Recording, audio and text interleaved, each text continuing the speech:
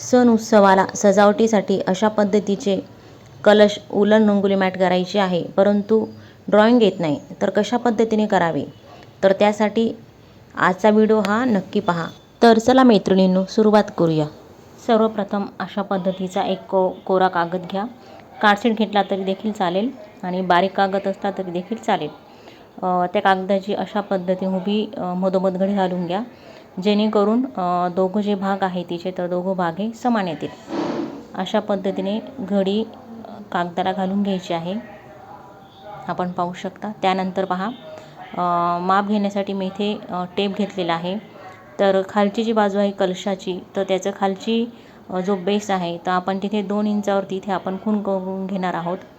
2 इंचावरती इथे मी निशाणी केलेली आहे आणि ती जी निशाणी आपण केलेली आहे तिथून सरळ अशा पद्धतीने रेष मारून घ्यायची आहे. खाली अशा पद्धतीने थोडी जागाही राहू द्यायची आहे. त्यानंतर पहा, आपल्याला कलशाची उंची घ्यायची आहे.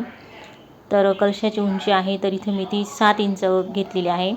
7 इंचावरती इथे मी निशाणी करून घेतलेली आहे. खाली आपण जेवढं माप घेतलेलं आहे तर तेवढंच मापवरती घ्यायचं आहे. म्हणजे वरती देखील आपण 2 इंचावरती इथे निशाणी करून घ्यायची आहे व अशा पद्धतीने तिथे रेष मारून घ्यायची आहे सरळ. पहा, वर आणि खाली दोघं ठिकाणी आपण 2-2 इंचावरती अशा पद्धतीने रेष मारून घेतली आहे.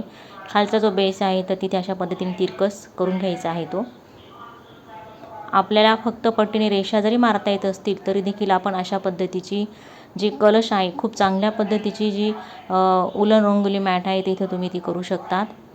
घरगुती आपल्या काही पूजा वगैरे असल्या, लक्ष्मीपूजनची पूजा वगैरे असली किंवा काही सण उत्सव असले तर त्यावेळेला आपण देवाऱ्याच्या बाजूला हे जे रंगोली मॅटचे जे कलश आहे आपण जे करतो रेडीमेड, तर ते अतिशय सुंदर आणि आकर्षक दिसतात. पहा, त्यानंतर कागद आहे तर तो अशा पद्धतीने दुमडून घ्यायचा आहे आणि त्याचा मध्य आहे तर तो मध्य काढून घ्यायचा आहे, जेणेकरून तुम्हाला चित्र जरी काढता येत नसेल परंतु जिथं तुम्ही घडी घातलेली आहे तिथून बरोबर तुम्हाला जो कर्व आकार आहे तर तिथून तो फिरवायचा आहे, जेणेकरून तुम्हाला कळेल की इथून आपल्याला आकार आहे तर तो फिरवायचा आहे. अशा पद्धतीने खालून आणि वरतून अशा पद्धतीने आकार सेंटरला जिथे आपण दुमडलेला आहे तिथे तो जोडायचा आहे. त्यानंतर पहा, पानाचा आकार काढायचा आहे.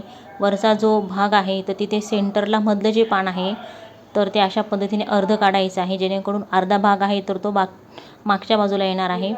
त्यानंतर पहा, पुढचं एक पान काढायचं आहे. अगदी सोपा आकार आहे, तुम्ही सहज काढू शकता. पहिलं पान झालं, त्यानंतर दुसरं पान अशा पद्धतीने काढून घ्यायचं आहे. त्यानंतर पहा, इथे आपण तिसरं जे पान आहे तर ते अशा पद्धतीने इथे काढून घेणार आहोत. कलशाला वरती नारळाच्या खाली अशा पद्धतीने आपण 3 पानं घेतलेले आहेत. त्यानंतर पहा, वरती जे नारळ आहे तर नारळाचा भाग आपण अशा पद्धतीने काढून घेणार आहोत. एका बाजूला आपण ही डिझाईन काढलेली आहे, परंतु आपण जो कागद आहे तर तो दुमडलेला आहे. दुमडलेला असल्या कारणामुळे आपण हा जो भाग कापून घेणार आहोत तर तो मागच्या बाजूने देखील असाच आकार येणार आहे. आता आपण काय करू, हा जो आकार आहे तर तो आपण कात्रीने कापून घेऊया. हे बघा, अशा पद्धतीने अतिशय सुंदर अशी आपल्या कलशाची डिझाईन इथे तयार झालेली आहे. आता आपण ही कागदावरची जी कलशाची डिझाईन तयार केलेली आहे तर त्याच्या सहाय्याने आपण रंगोली मॅटचा जो कॉटन बेस आहे तर त्याच्यावरती आपण डिझाईन काढून घेऊया.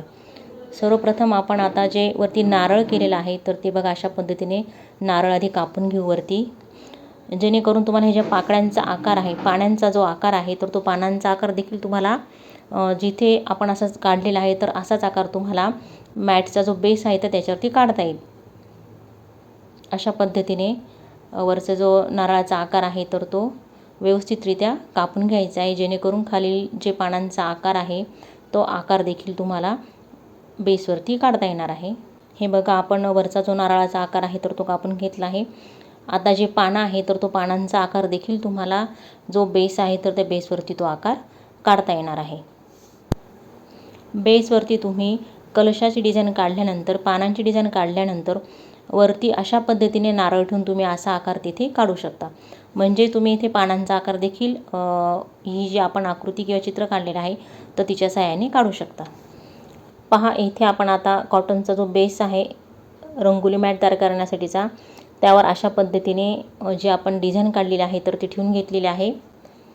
आणि त्यानंतर आपण तिची जी आउटलाईन आहे तर ती इथे स्केच पेनने आपण ती आउटलाईन करून घेणार आहोत.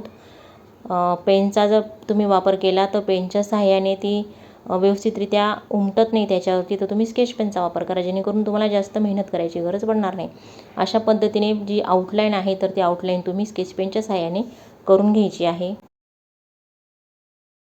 आता तुम्हाला प्रश्न पडला असेल, आउटलाईन तर आपण काढून घेतली, परंतु मध्ये पानांचा जो आकार आहे तर तो आलेला नाही, तर तो कशा पद्धतीने काढायचा, यासाठी देखील चित्र येणं गरजेचं आहे. परंतु आपण इथे चित्र जर येत नसेल तरी ते कशा पद्धतीने काढायचं ते आपण पाहू. पहा, अशा पद्धतीने जे कागदावरती आपण डिझाईन काढलेली आहे तर त्याचा पानांचा जो आकार आहे तो अशा पद्धतीने कापून घ्यायचा आहे. एका बाजूचे जे पान आहे त्यांचा आकार जरी कापून घेतला तरी तुम्ही दोन्ही बाजूचे जे आकार आहेत तर ते तुम्ही करू शकता. हे बघा, अशा पद्धतीने इथे देखील तो पानांचा आकार कापून घ्यायचा आहे. आणि कापल्यानंतर ते जे पानं आहे तर ते बरोबर तिथे ठेवून आणि तिथं जी आउटलाईन आहे तर ती आउटलाईन तुम्ही करून घ्यायची आहे. हे बघा, अशा पद्धतीने इथे आपण आउटलाईन करून घेणार आहोत. हे आपलं मधलं पान तयार झालं आहे. इथे तुम्हाला चांगल्या पद्धतीने चित्र देखील काढता येत नसेल तरी देखील तुम्ही अशा पद्धतीने आकार करून किंवा आपल्या ज्या स्वतःच्या काही ट्रिक्स आहेत तर त्या ट्रिक्स वापरून तुम्ही सुंदर अशी डिझाईन तयार करू शकता. हे बघा, इथे देखील हा आकार तयार झालेला आहे. पुन्हा हे पान आपण इकडे ठेवून अशा पद्धतीने इथे देखील जो पानाचा आकार आहे तर तो आकार इथे आपण तयार करून घेऊया. हे बघा, अशा पद्धतीने सुंदर अशी आपली कलशाची डिझाईन तयार झालेली आहे. आता फक्त राहिलेला जो भाग आहे आपला वरचा तर तो आपला भाग हा नारळाचा जो आकार आहे तर तो आकार आपल्याला काढायचा आहे. नारळाचा आकार काढण्यासाठी आपण जो चित्र काढलेलं होतं तर त्या चित्रावरती आपला नारळाचा भाग आपण कापून घेतलेला होता.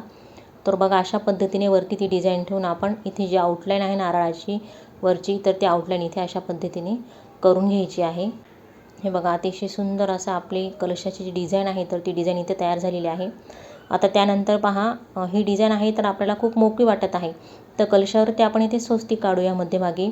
त्यासाठी आपण कागदावरती जी डिझाईन काढलेली होती तर त्या अशा पद्धतीने दुमडलेली मध्ये ठेवायची, जेणेकरून आपला जो सेंटर आहे तो ते सेंटर इथे आपल्याला मिळणार आहे. दोघी ठिकाणी आपण सेंटरला निशाणे करून घेतलेले आहे व अशा पद्धतीने सरळ जे दोन निशाण केलेलं आहे तर ते अशा पद्धतीने जोडून घ्यायचे आहेत, जेणेकरून आपल्या कलशाचा जो सेंटर आहे तर तो सेंटर इथे आपल्याला मिळणार आहे. अशा पद्धतीने आपण हुबे रेष मारून घेतलेली आहे. त्यानंतर पहा, त्याची उंची आहे तर ती उंची मोजून घेतलेली आहे, जेणेकरून त्याचा मध्ये जे सेंटर आहे तर तिथे आपण इथे निशाणी करून घेणार आहोत. सेंटर मिळाल्यानंतर सेंटरपासून दोन्ही बाजूला म्हणजे स्वस्तिकाची जी डिझाईन करायची आहे तर केंद्रबिंदूपासून इकडच्या साईडला डाव्या साईडला आपल्या 1.5 इंचावरती निशाणी करायची आहे व उजव्या साईडला देखील आपल्याला 1.5 इंचावरती निशाणी करायची आहे, जेणेकरून दोन्ही भागाला आपले जे स्वस्तिकची डिझाईन आहे तर ती सारख्या अंतरावरती येणार आहे. ही जी आपण रेष काढलेली आहे तर हिचे सेंटरपासून केंद्रबिंदूपासून जी रेष आहे तर 1.5 इंच डाव्या बाजूला 1.5 इंच उजव्या बाजूला आहे. वरती व खाली देखील 1.5 इंचावरती निशाणी करून घ्यायची आहे. त्यानंतर बाजूची जी स्वस्तिकाची जी रेष असते तर ती रेष देखील पहा, इथे आपण 1.5 इंचावरती तिचं जे माप आहे तर ते इथं माप करून घ्यायचं आहे व तिथे अशा पद्धतीने रेष मारून घ्यायची आहे. खाली देखील 1.5 इंचावरती आपल्याला स्वस्तिकाची जी डिझाईनची रेष आहे तर ती देखील 1.5 इंचावरती अशा पद्धतीने चारही बाजूने 1.5 इंचावरती आपल्याला स्वस्तिक आहे तर ते काढून घ्यायचं आहे, जेणेकरून ते जे आकार आहे तर अगदी चांगल्या पद्धतीने आकार इथे येणार आहे. अशा पद्धतीने आपली कलशाची जी ड्रॉइंग आहे तर ती काढून पूर्ण झालेली आहे.